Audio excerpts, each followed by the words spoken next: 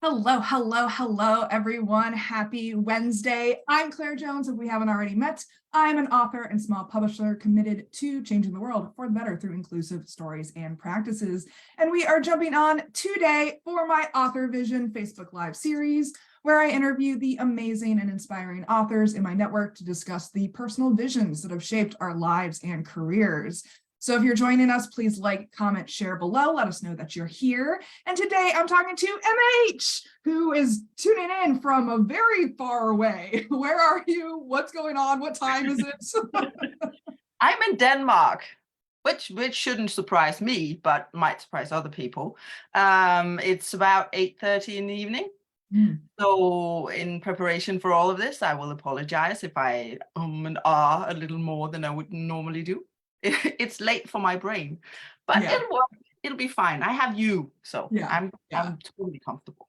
I am definitely pro and like with these informal interviews, like we're just chatting. We're not going for perfection here.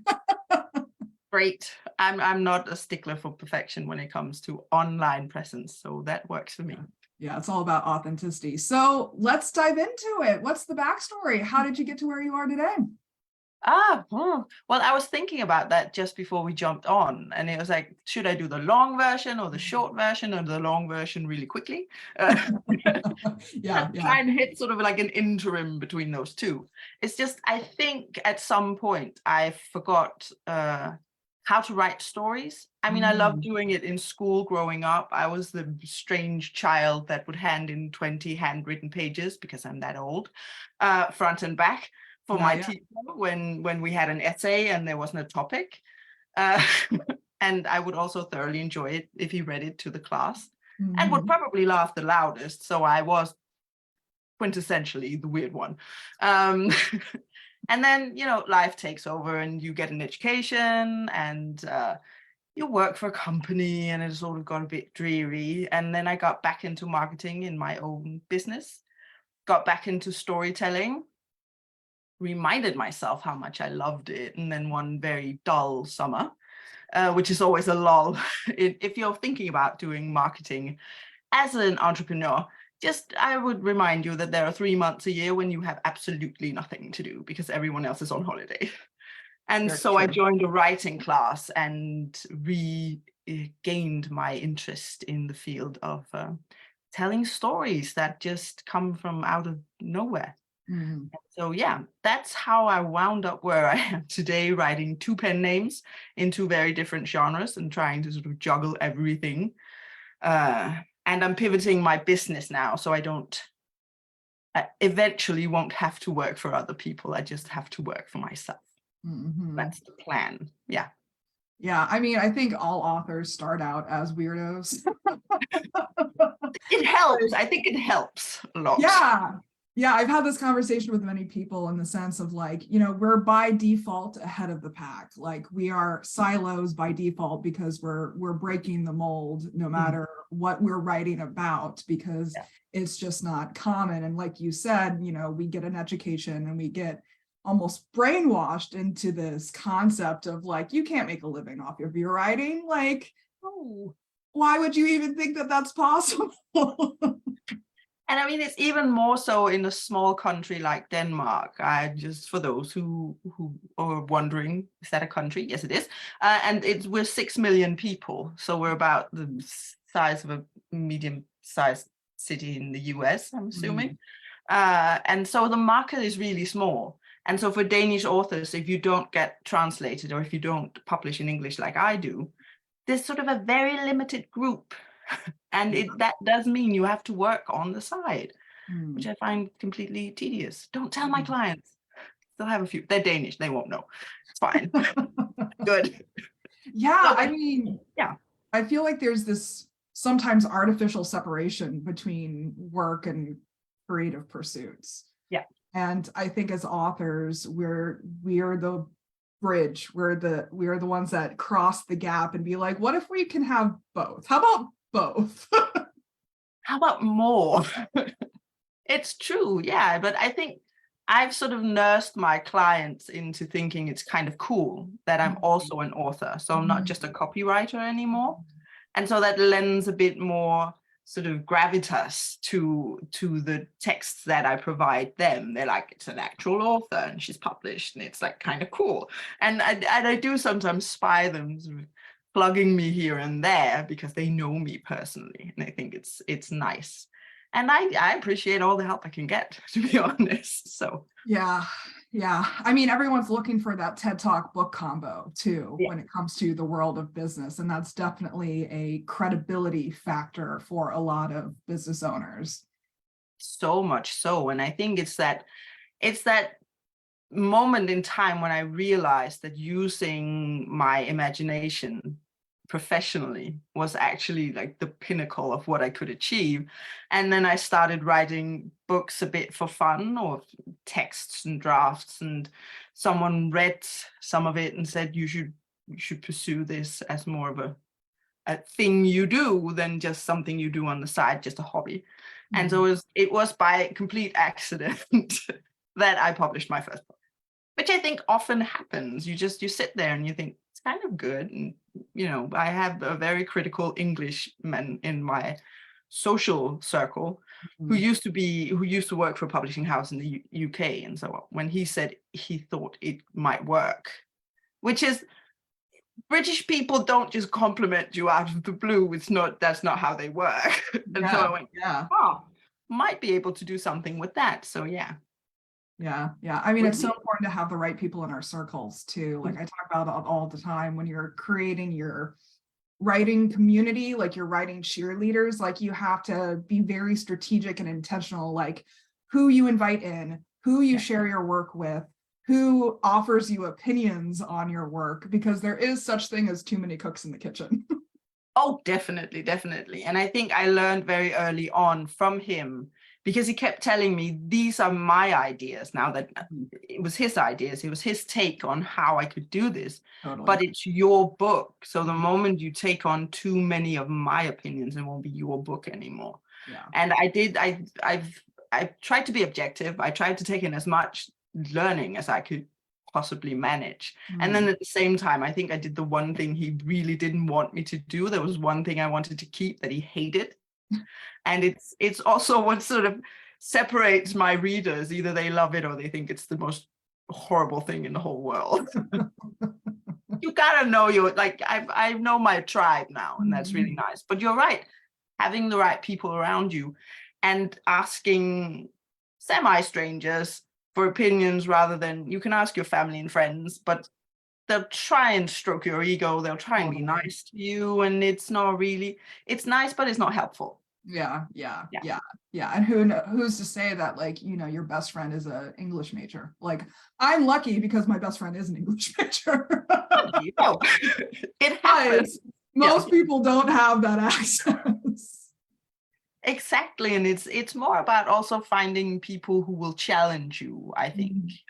Or that's my biggest sort of steepest learning curve, was finding someone who said, because he looked at it and he went, well, it's no Jane Austen. And at that moment, I think we're setting our sights a little high. Right. Like, we don't need to write the next Great Gatsby. Like, that's not the goal here. I'm okay doing slightly under the greatest of the great. I'm fine in sort of like the middle area.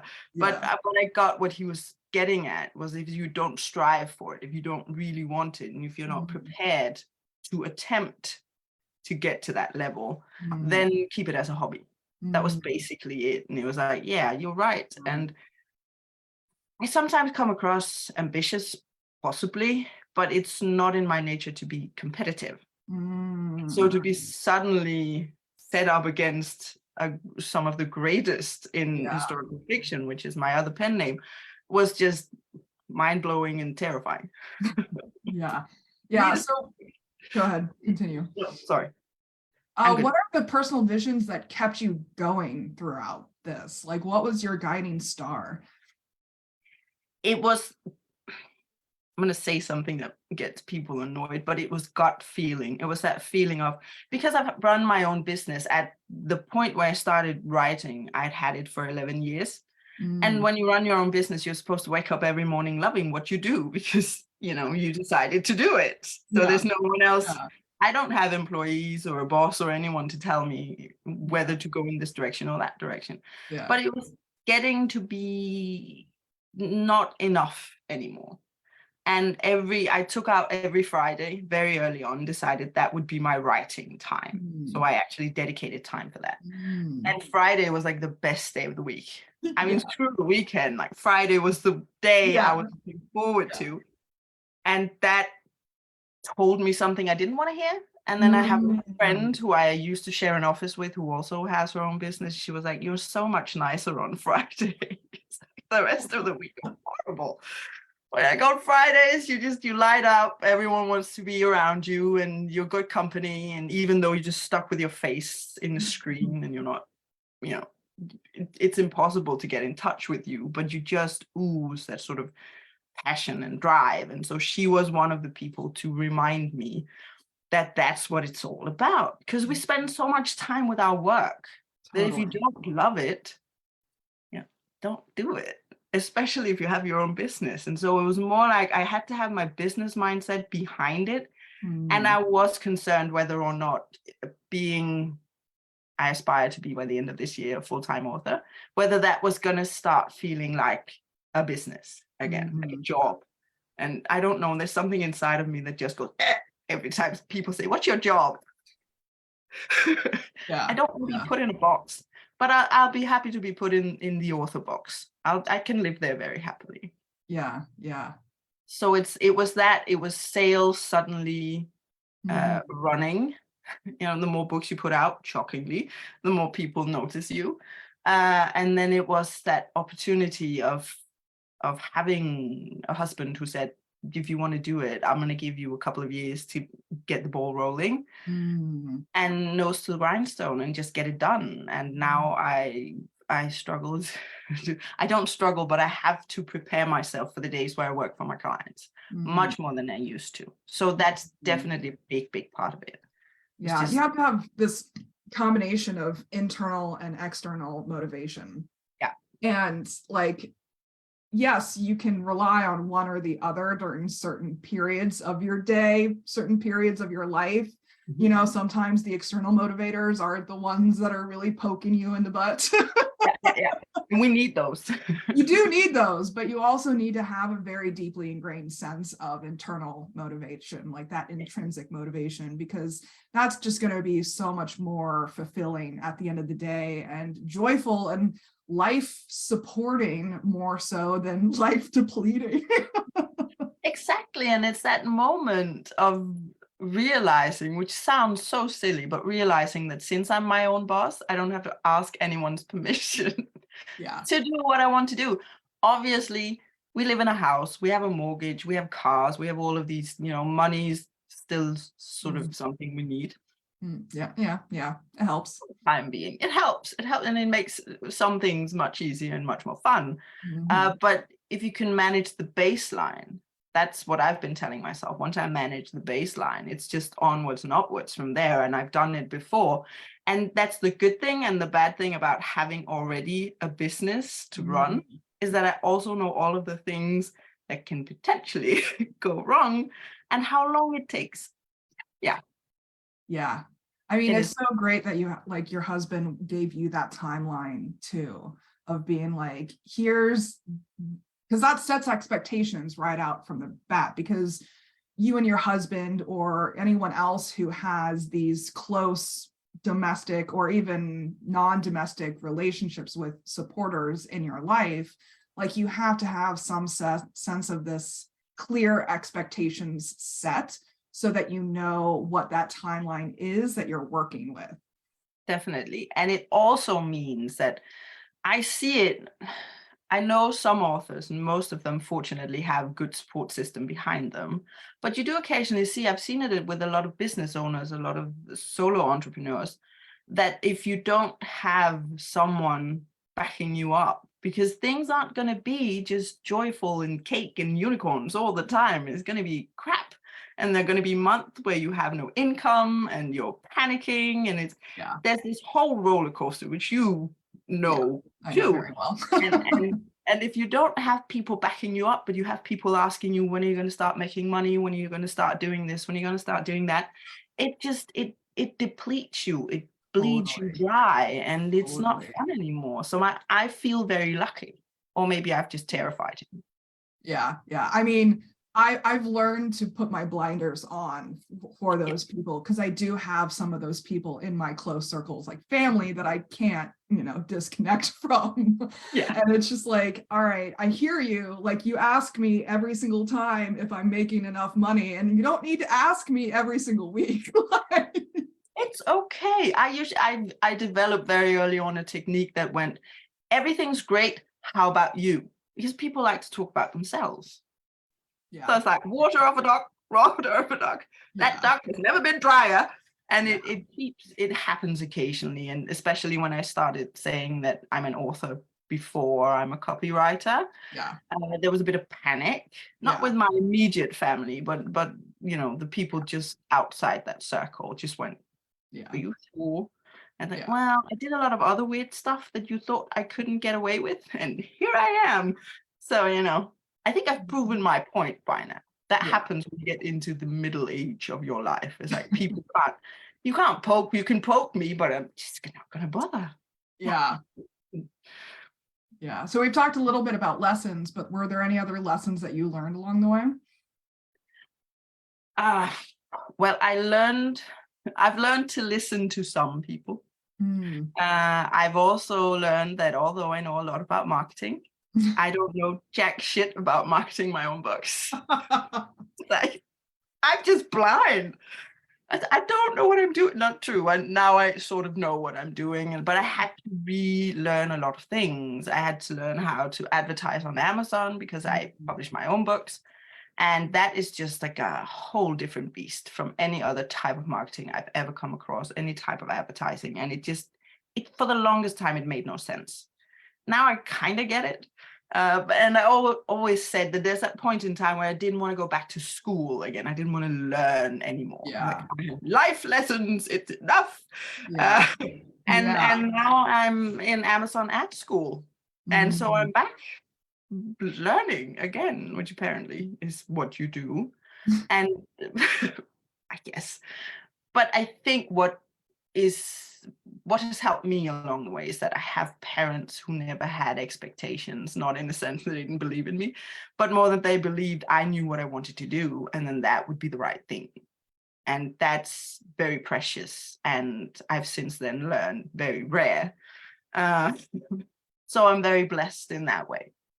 Yeah. And then it's learning how to manage something so creative, like Mhm. writing books and writing stories and, fleshing out whole worlds and all of that, and putting it into a business mindset so Yes. that you can turn it into a profit.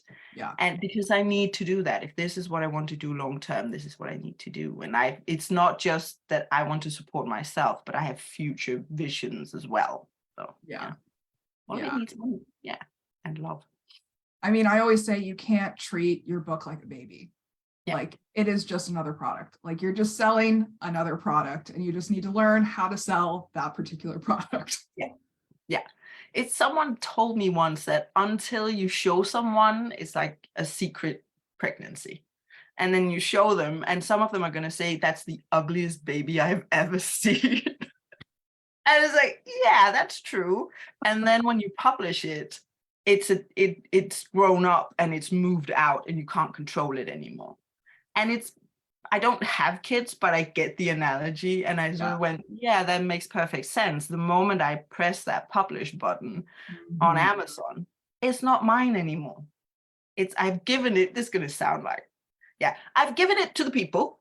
And then the Yeah. people can make up their minds if they like it or not. And Yeah. that's still daunting, still terrifying. But I think if I don't get that tickle, if I don't get those sweaty palms at that moment, then I Mhm. need to find something else to do, because I need that hand on the plate, the hot plate, all the time, or I Mhm. don't function very well. Yeah. Mhm.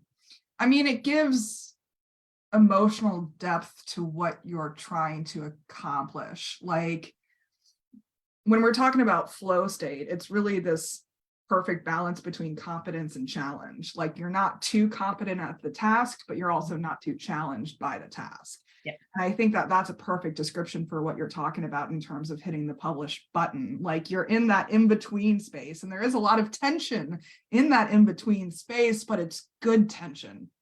It's not great. bad tension.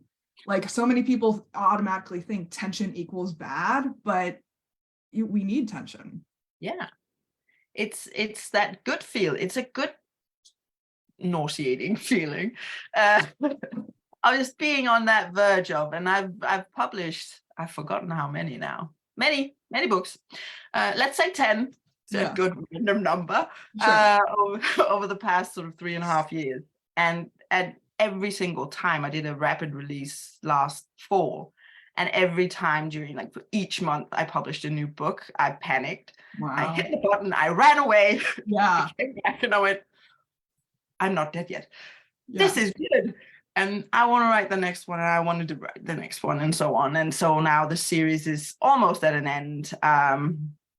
Book 7 is just like stewing away. In book 8, I put everything on Post-its. I have many different points of view, and I forget who. And so I did that yesterday until after midnight, which is not where I shine. So I'm a bit concerned about the master document right now. It might just be a big mess. But now I have sort of the outline. I can see where it all ends. And it's a really gratifying feeling of having accomplished the entirety of the thing. I know that the public hasn't seen the last 2 books, but I promise they're even better than the first one. By leaps and miles. Because you learn as you go as well. The first book always sucks. First book is difficult. I mean, the very first book that I published in a different genre is one of those things where I wonder every day why people read it. Not the story's good, but like some of the writing. Yeah. I would change that today, but I'm not going to. As long as they love it, as long as they read it, I'm happy. But I found in fantasy series, in the Memorian Prophecies, that's where I found my voice. That's where I found sort of my stride. And still the first book, The Warrior, of that series has that feeling of we're getting started. And then as you progress, I feel like I gain momentum and the story gains momentum. But it's a big, long story. It has a big arc. So you have to give it time. As we transition into the last question for like everyday tools and practices that you use to support yourself, I want to pick out something that you said previously of like self-regulation. Because I think that applies to like running away after pressing the publish button. That's a form of self-regulation, but also like not constantly editing that first book over and over and over. I mean, it's never going to be perfect. I will look back on some of the books that I write now where when I look at, when you look at your draft again for the first edit and you go, who wrote this? This is really good. And occasionally I forget it's me. And I go, wow, I'm talented. And then I turn the page and I go, I'm not talented. This is terrible. But it's for me, it was the practice of, I don't like doing repetitive work. Yes. And so I love drafting. I have come to terms with editing, and I absolutely hate formatting. It's the worst thing in the world. Yeah. I don't even bother. I hire people for that. That's the next step of the evolution of my trade, is definitely I need someone else to do it for me. But it has taught me patience in a way that I haven't had it before. It's taught me to sort of also like certain things, like you self-regulation, but also staying in a task that I might not enjoy as much as I would love to, reminding myself of the gratification of then publishing it and being like, this happened. This actually again. Why aren't people stopping me? I don't know. So there's a lot of that going on, and I am very lucky to have people around me to remind me to live a life, because I could get sucked into this. And I go on workaways with friends twice a year, and they basically they see me for breakfast, lunch, and dinner, because I'm a food person. So you have to feed me, otherwise I'm angry all the time and terrible. Yeah. And I will shout at people for no apparent reason at all. Loudly. But otherwise I just sit in front of the screen and I do these 10K, 12K, 16K days, which are insane. Yeah. And I can't keep doing that. And I've just proven that to myself this past month, where I thought I've hit momentum. I'm going to keep going when I get home. No, Went yeah, straight that's into the not conflict. sustainable. Yeah, that didn't work. And that's the other part of it, is just figuring out, you know this too, because you talk to a lot of different authors. We all have a process. Mm. And I love hearing about what other people do, but I'm not going to change what I do.